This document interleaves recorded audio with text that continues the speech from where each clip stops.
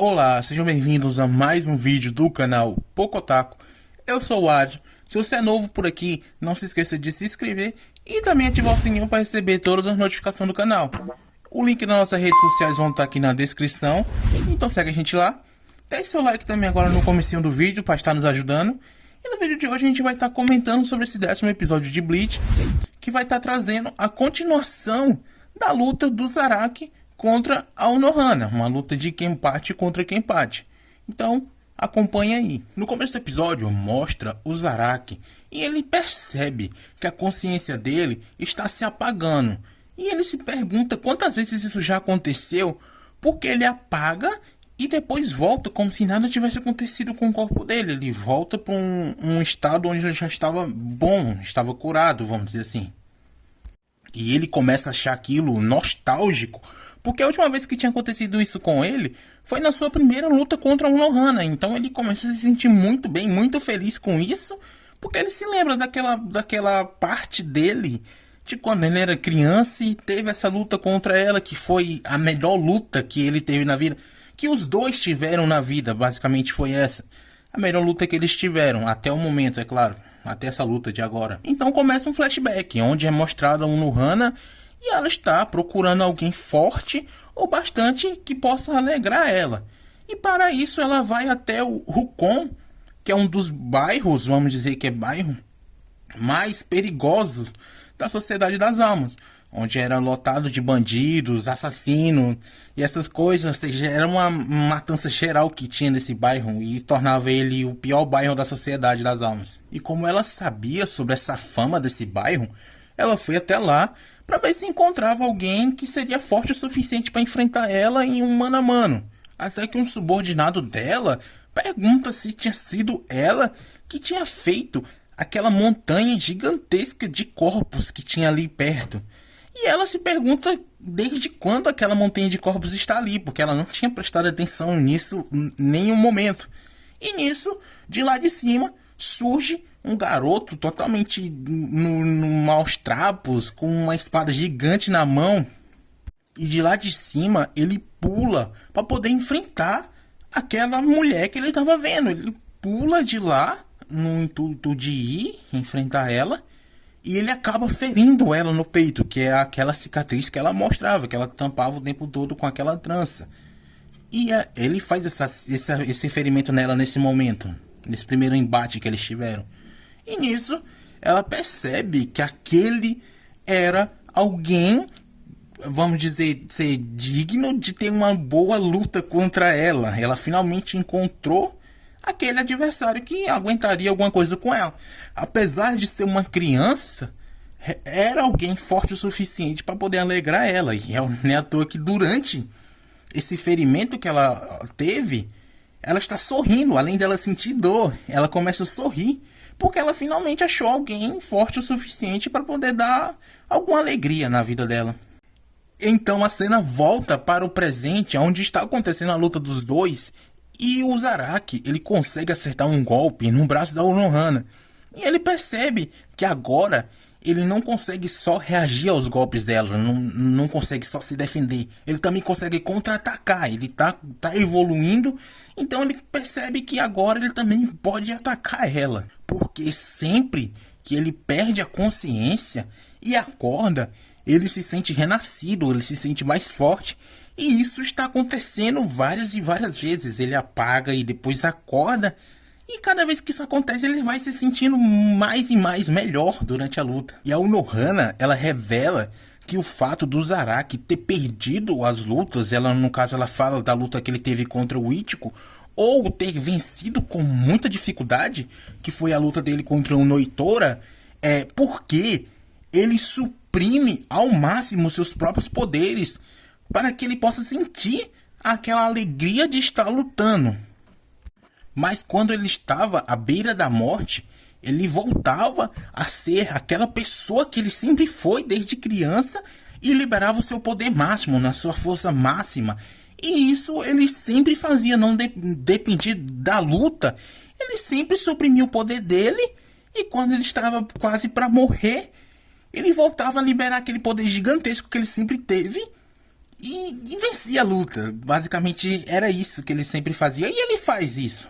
E ela, para poder tirar esse limitador que ele mesmo se colocou, ela vai matar ele de novo e de novo e depois, até que ele retorne ao que ele era antes no seu passado. Ele vai continuar matando ele e é o que ela vai fazendo durante o anime todo. Ela mata ele, cura de novo, vamos dizer que ela revive ele e mata de novo para depois reviver novamente. E ela faz isso inúmeras vezes, até que em uma dessas vezes o Zaraki ele acorda e tenta acertar ela com um golpe e ele consegue acertar, mas ela contra-ataca ele e fala que de todas as pessoas no mundo ele deveria ser o que sabia o motivo dela ter aprendido o Kaido, que é a arte da cura, ou vamos dizer que é a técnica de cura que ela utiliza. Então, ela cura aquele ferimento que ela tinha no braço, no ombro dela, foi do ombro até o peito, e ela cura esse ferimento, e logo em seguida, ela ativa sua Bankai. Bankai.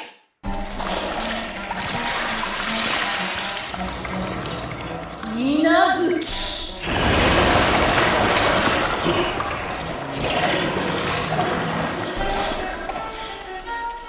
座標はこれにておしまい. Que é a Minazuki, onde a sua lâmina ela assume uma forma de um líquido viscoso vermelho que se assemelha muito ao sangue. E esse líquido também acaba ocupando todo o local onde eles estão lutando e se torna meio que um campo de sangue. Tudo se torna um campo de sangue.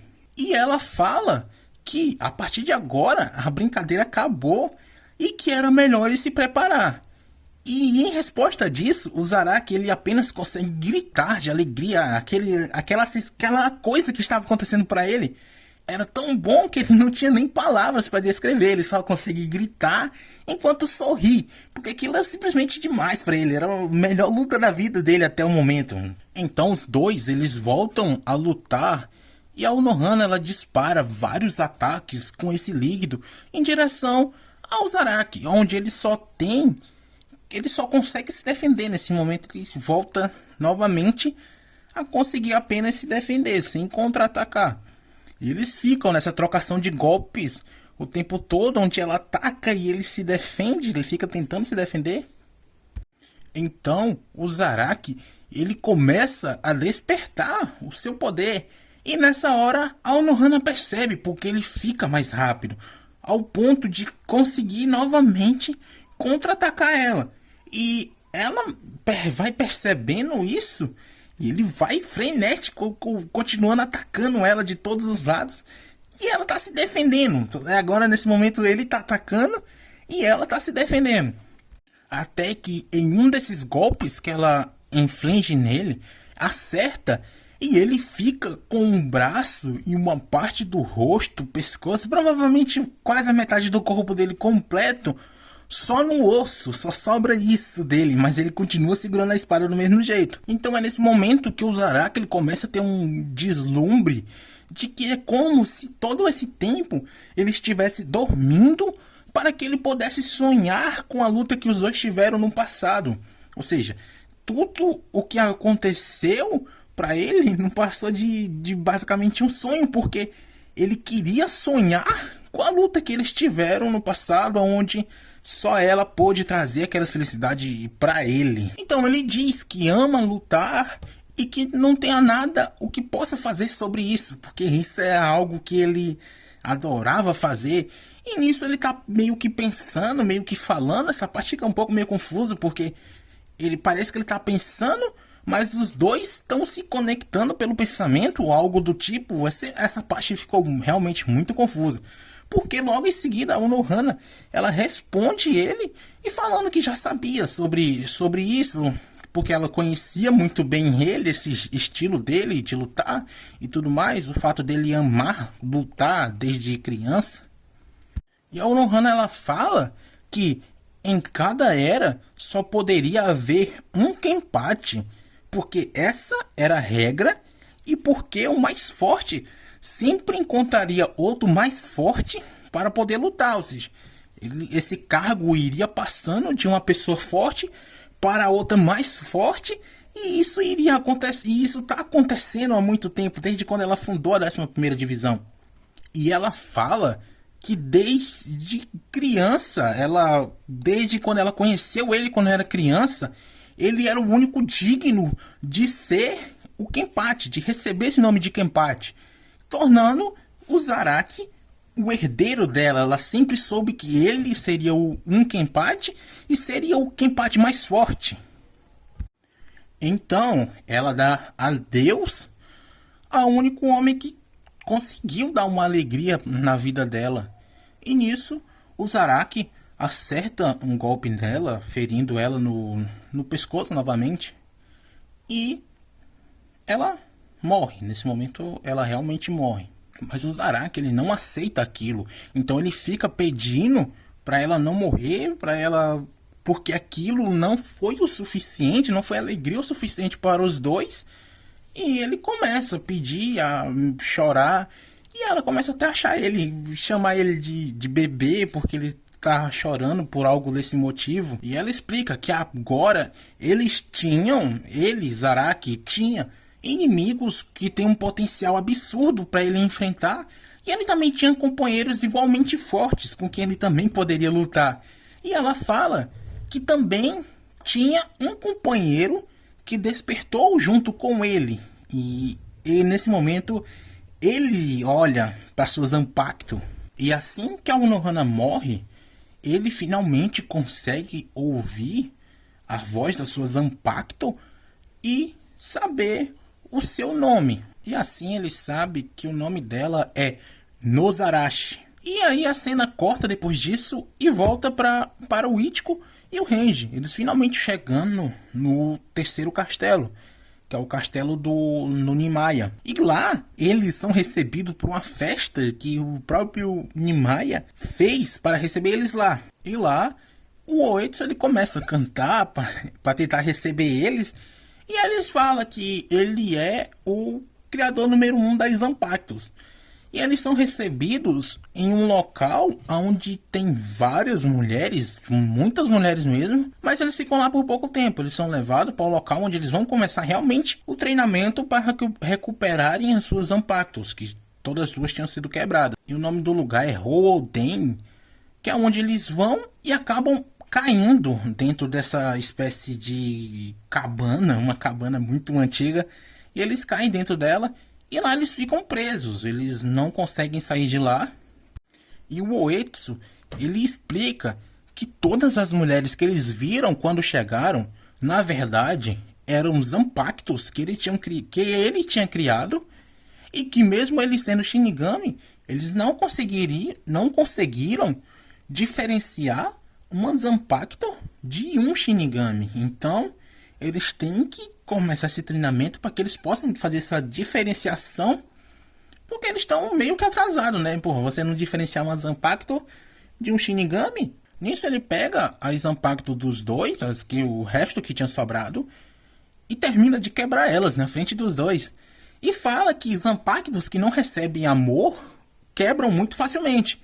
E que aquele local onde eles estavam guardava toda a mágoa das Zanpakutos apenas nesse local, e que se eles saíssem de lá, ele iria consertar as suas espadas, mas só se eles conseguissem sair de lá vivo. Era a única regra que tinha, basicamente era essa: sair de lá vivo, para que possam assim ter novamente suas Zanpakutos consertadas. Então os dois eles começam a lutar contra essas coisas que são a representação da raiva das Zanpakuto, mas também são as primeiras espadas que os Shinigamis recebem durante a sua entrada na academia de Shinigamis. Eles recebem essa espada e quando eles se formam, à medida que eles vão estudando e se formando na academia, elas evoluem para se tornar suas Zanpakuto. Então é isso que eles têm que fazer. Ir lá, se adaptar a isso, vencer elas, para que elas possam aceitar eles, e assim eles vão conseguir meio que uma Zanpakuto nova. Eles não vão consertar as antigas, vai fazer novo exame pacto para os dois. E no final do episódio, ele revela que já se passaram 3 dias que eles estão presos lá. E que o Range, ele conseguiu passar no desafio. E foi aceito pelo que vai ser sua nova espada. Mas o Ichigo, por outro lado, ele não conseguiu passar. Que mesmo durante esses 3 dias, ele foi derrotado, não foi aceito por nenhuma espada.